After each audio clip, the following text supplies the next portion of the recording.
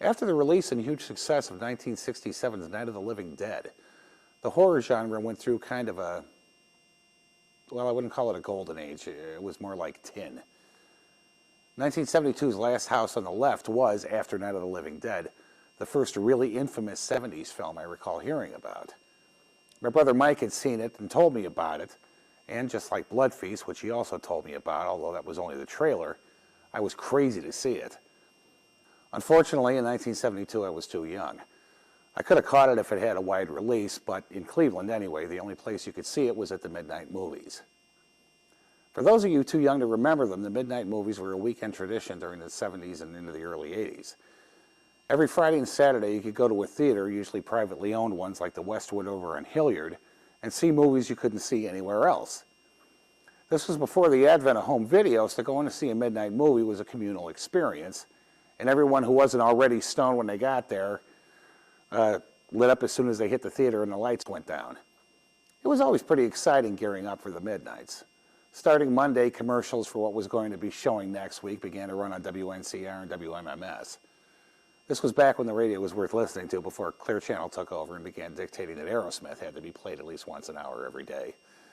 The commercials were always guaranteed to grab your attention, especially if a horror movie was playing.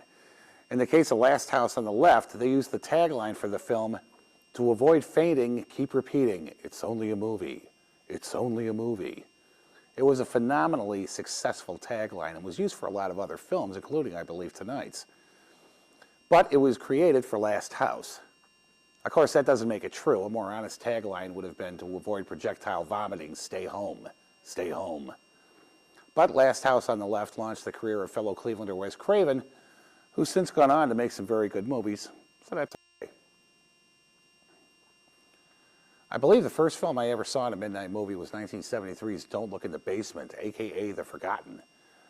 This was a movie about a bunch of lunatics kept in a minimum security asylum and the nubile young nurse that goes there for a job. The only things I remember about it were the murders, which were pretty nasty for 1973, and the big black guy who liked blueberry popsicles. Getting back to the point, you'd hear all of these radio spots for whatever movie was showing that made them sound like the most horrifying film ever made, and you'd go nuts waiting to see it. The fact that just about every film shown at the midnights was crap never really entered into it. Going to the midnights was like going to a party. People tend to forget what it's like seeing a movie in a big theater with a crowd, since usually everyone that's not a rabid fan will wait for the film to come out on DVD rather than spend upwards of $50 for a night at the movies. One of the things that you should know is that the theater pretty much makes nearly all of its money from concessions, which is why you pay $8 for about 30 cents worth of popcorn and $5 for a 32-ounce cup of soda that you can get 2 liters of for $1.99. I find it hard to begrudge the theaters those prices when I think about it, especially since the Cracker Box theaters of the 70s have been replaced by the ones like Cinemark and Valley View, which are huge and actually take into account the comfort of moviegoers with stadium seating, reclining seats, and plenty of legroom, in addition to presenting the movies in the best possible way. What I do object to is the showing of commercials before the trailers. I intentionally show up about 5 to 10 minutes after the scheduled show times so I don't have to watch one of those idiotic Fanta commercials. Anyway, Night of Bloody Horror was, like Last House on the Left and Don't Look in the Basement, an independent film made on a zero budget, but differs from the two aforementioned films in that it actually had an actor that went on to some renown. Gerald McRaney was born August 19, 1947 in Collins, Mississippi.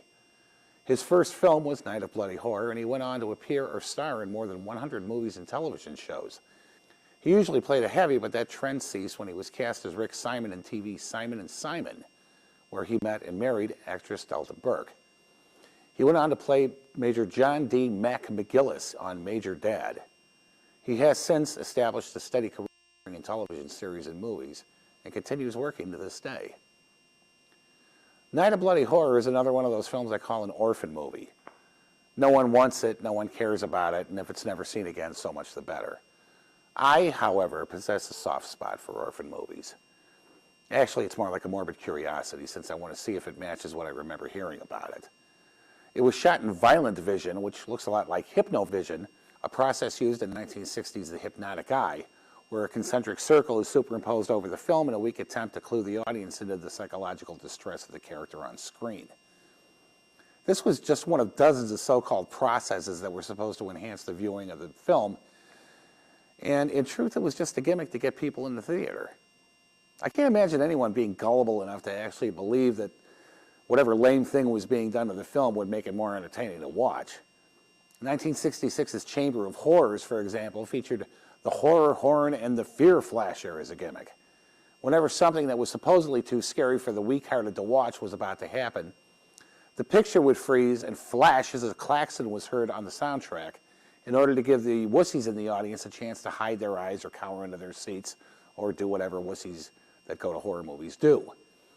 What it actually did was manage to completely destroy whatever tension the film had managed to build by telling you something was about to happen. It was a dumb idea to begin with and was never used again. During one midnight movie show I went to that was called the Totally Screwed Up Picture Show, which consisted of various trailers, blooper reels, moronic short films, and stag reel animated cartoons, I saw the trailer for 1958's My World Dies Screaming, aka Terror in the Haunted House, that was advertised as being shot in psychorama. Psychorama was a supposedly subliminal process. It was actually sublateral. That, it was claimed, made the action more intense by flashing superimposed images onto the screen over the action. These images included a devil-like face, a goggle-eyed face with a rat in its mouth, a skull and crossbones, a cobra head, and messages like, "Get ready to scream." The trailer featured a fight scene that struck me as being rather brutal and then repeated it with the subliminal images shown a bit more clearly, which completely ruined the effect for anything else that followed them since you spotted them instantly after being alerted to their presence. A more memorable example of sublateral technique was the use of the death face in 1973's The Exorcist. The actress who portrayed the death face was, incidentally, Eileen Dietz. Well, enough talk of processes. Right now it's time to sit back, relax, and enjoy Night of Bloody Horror, right here on Cleveland Classic Cinema.